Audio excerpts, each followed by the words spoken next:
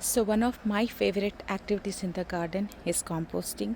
I love to make sure that all of my decomposable material goes into composting, which mostly is the kitchen waste. And I do this bi-weekly or weekly or every day depending on how much waste I have. So I have started my process here already for the day.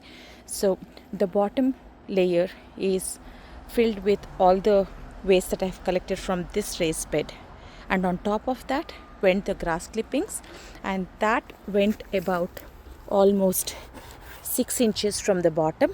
So there's a thick layer of green material, and that way I know when the mice come and try to smell from the bottom, they may not be able to smell my kitchen waste from the bottom.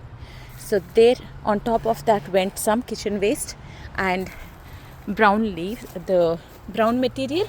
So I have some fall leaves that I have collected from the last year's garden. So that's my last batch that I have.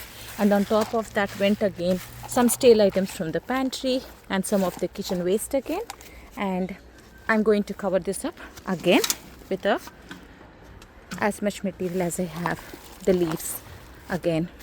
I know it's going to be a lot of green material, but then I'm not particular with the green and brown ratio. I just adjust my watering in accordance with the material I have handy. Here my only motive is to make sure that all of my vegetable waste is covered, and that's why I'm covering it up with a lot of green material, which is the grass clippings. I know it gets soggy and then it might stink. That's when I come in and I try to aerate this.